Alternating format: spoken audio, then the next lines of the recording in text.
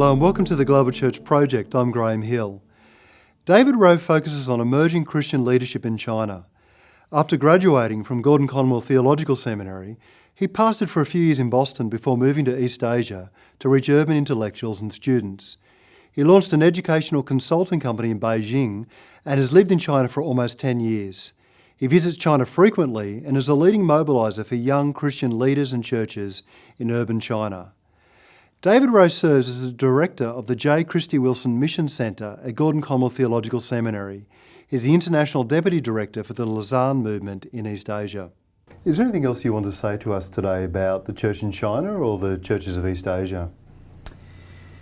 Yes, I just feel that what's happening in China is this really exciting movement of God, and it's probably, in my just sense, is that in our generation probably going to be the fastest growing church and mission movement that we will see.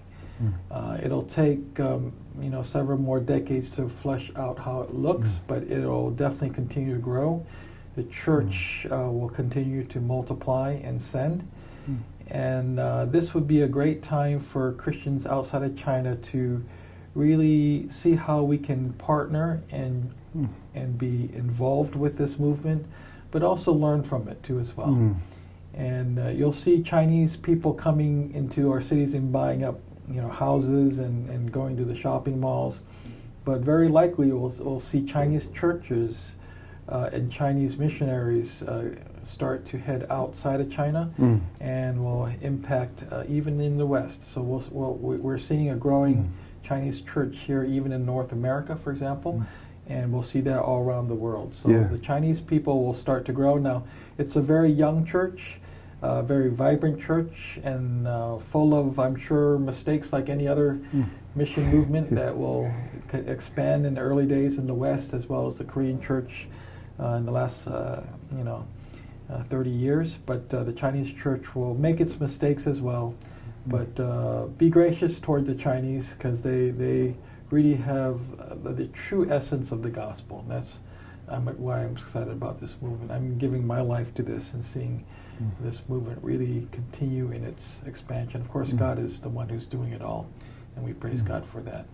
What are some practical ways that we can learn more about the Chinese church today and also concretely partner with the Chinese church today? Well, concrete ways, one thing that I think the Chinese church really appreciates from the outside is they have seen many missionaries who have come through China and have laid down their lives, starting all the way from Robert Morris and Hudson Taylor days. And they remember China Inland Mission and the thousands of missionaries that came out and moved to very difficult places. And many brought their wives and kids and husbands and buried them in China. So there's that sacrificial missionary spirit that they've seen from the outside.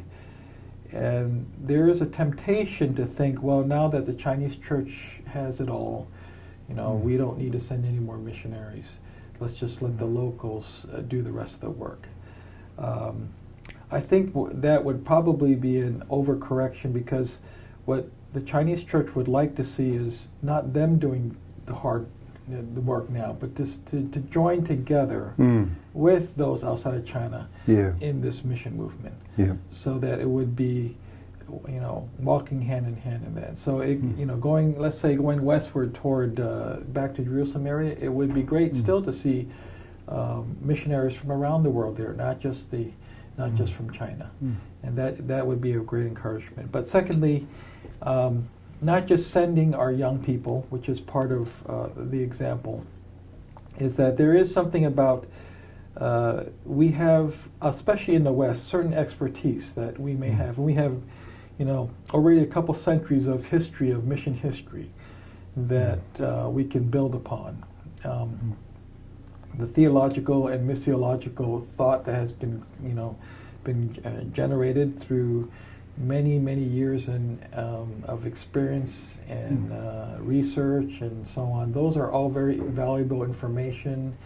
The lessons that were learned from the West and from Korea, the good and bad lessons and the hard ones, all those the historical lessons. Those are things, the strategies that are working that have also have not worked. Those are all very valuable things that the Chinese church could use for its mission movement. And that's why they're learning. They realize that to do ministry in China, they may know more than missionaries, but especially when it comes to cross-cultural ministry and sending, they have a lot to learn. And so I think that's where we would have far more to offer and partner with them in that area. David Rowe, thank you for joining us at the Global Church Project. Thank you. You've just watched an abridged version of this interview. For the full interview, plus resources for churches and colleges and universities, please visit www.theglobalchurchproject.com. I look forward to your company next time. From me, goodbye.